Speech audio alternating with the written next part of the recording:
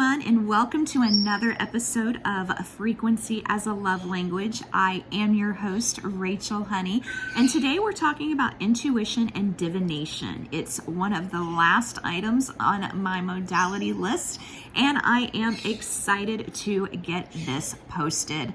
So I do divination in a couple of different ways. Divination is basically, it's your intuition. It's your clear senses that come together that give you these knowing feelings that you really shouldn't be having for any other reason. You shouldn't just have these things kind of pop into your head.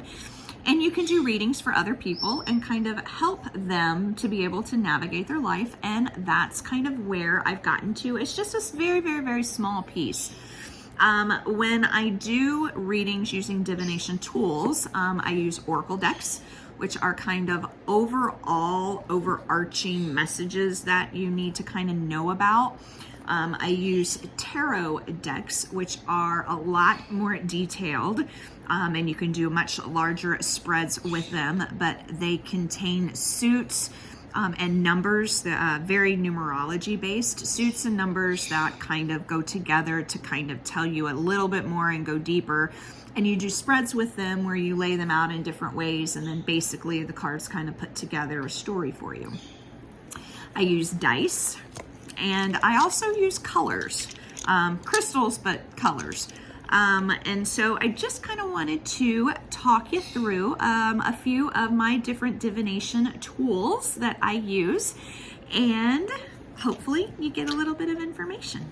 Okay, so first off, I want to talk about oracle decks, and I actually have 3 of them right here that we are going to talk through really quickly. Oracle decks, again, are just kind of guides. They're overarching things that kind of you need to be reminded of. So in this particular one, this one is a full moon, and it's surrender to the divine. Pretty cool back cards. Again, just kind of very overarching. This happens to be a Moonology deck. So the end of a tough cycle approaches, balance, spirituality, and practicality. That's this one, and this one all has to do with different phases of the moon. So a full moon in Capricorn, a full moon in Pisces. There's lots of other ones that are in here. A waning moon, a new moon in Sagittarius. Luck is on your side. So we kind of just, you shuffle the cards, you put out an intention, and you kind of ask a question. Whatever that question may be, you then take it and allow the cards to help you out a little bit. So I've got some crystal oracle cards as well. These are super duper cute. I love these. And again, so now we've got crystals. We've got moonstone, live your purpose. Celestite, soothe your soul. Ocean jasper, schedule yourself in. Fluorite, find peace within. And it gives you really cool pictures of the crystals. Red jasper, take action. And if you have these crystals, it's cool to kind of sit with them that day, kind of see what they're going to do and lead for you. Another deck that I do a lot. I use this one for the most part. It's the one that I use most often. And the Moonology I use a bit more during specific moon phases or things. I also have this really cool, this one's my brand new one that I just got. It is the Spirit Animal Oracle. And just some cool items in here. So we've got Frog Spirit, clear out the clutter. Giraffe Spirit, see the big picture. Grasshopper, take a leap of faith. So again, just kind of very overarching things when we're talking oracle type cards. So moving on, in addition to oracle cards, we also have tarot cards, and I have this really cute fairy tarot deck. Very, very cute cards that are sitting here. Now, the tarot is a little bit different in the fact that we have suits and we have numbers. And so we have a major and a minor arcane. So we've got lots of different things kind of going on here. Like we've got a 9 of spring in this one. Normally you've got your cups, your pentacles, your swords, your coins. Here we have the seasons because it's a fairy tarot deck. And this is where you kind of put these out in a spread, and it gives you a lot more information if we really want to kind of sit and delve in. I don't use the tarot as much. I use Oracle a lot more, but I do like using them. And finally, I have 2 other ways, in addition to just the cards, that I like using divination tools with. And I have dice. So these are super duper cool. It's a set of D&D dice that I never thought I would ever say that I own. And they're really cool. If I sit and hold them for a long time, they'll start to change colors.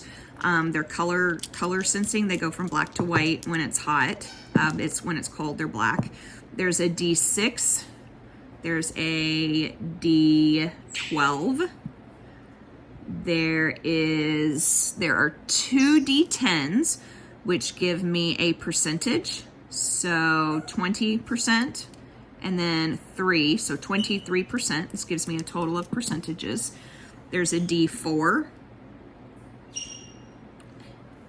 And there's a D8. And then I have this cool D20, which I was holding on to just so I could try to show you the difference in the color changing aspect. So super cool. So I do like to throw these, and I have some instructional information that I take and put all of this together, and I can do a reading this way with dice. Super cool, using a lot of numerology. That's really cool how these guys are. I was holding this one, I was not holding this one. That's really cool. Anyway, and then the other way is I like to use colors. Colors all have different meanings. They have different frequencies for different things.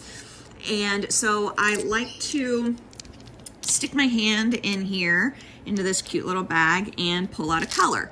And I use crystals for almost everything. So almost all of my color aspects of things are in crystal format. But so this is no different. I actually use most of my aura crystals for this. And then I did have to throw in a couple of other crystals. So I just kind of want to lay these guys out for you. We've got our red. So these are when we talk about colors, these are the ones we're usually talking about: orange, yellow, green, blue, indigo, violet. Those are the 7 main colors. And then we also have, if we can find it, did it stay in here? My black's missing. I didn't know where my black is. I have to find my black. It's missing. We also have black, white, brown, and pink. I'm missing my black, but white, brown, pink, gray, and then I also have clear. So I will stick my hand in and grab a crystal or 2, and then based on the colors that pop up, that's kind of based on where we're going to focus that reading into. So oracle cards, tarot cards, dice, divination dice, colors. Those are all of the ways that I use divination. I also have this really cool ability to read into the energies and the frequencies of the chakras. And so I can pick up a lot of energy through that just in doing a normal energy session. But I do like to dabble, and so I wanted to share with you. So this is the last of the modality series, and I hope that you have learned so much in what I do. Enough that you join my group and you subscribe and like and share. And join in all of the conversations and the comments so that you can continue to grow. Just like you need to continue to grow. she doesn't have her spot to lay down in. So with that, I'm going to sign off and hopefully start working on the next series of videos, which will be more course content related. So I'm so excited that you've stuck with me this long, and now we're about to dive into the super cool, fun stuff and getting back to you. So I hope you've learned. If you have any questions, please reach out to me. Again, I am Rachel Honey. You can find me on Facebook, Honey. I also have a private group on Facebook that's a very safe space, Frequency as a Love Language. Or you can reach me through email at frequencyasaLoveLanguage@gmail.com. Thanks everybody for watching and keeping up with me so far, and I can't wait to see what happens next.